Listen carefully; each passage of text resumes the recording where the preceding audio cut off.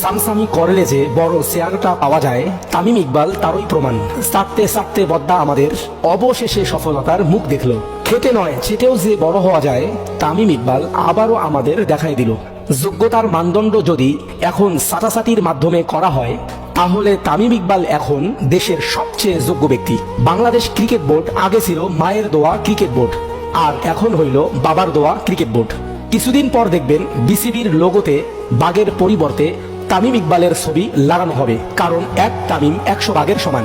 মাথা উঁচু করে নয়, মাথা নিচু করে এ জাতি সারা জীবন মনে রাখবে তাকে, কারণ সে নির্বাচন করে বিসিবির সভাপতি নির্বাচিত হয়নি, হয়েছে অনেকের পা চেটে চেটে। ট্রাম্প না পারলেও হরমুজ প্রণালী দিয়ে তেল দেওয়ায় সাকসেস হয়েছে তামিম ইকবাল।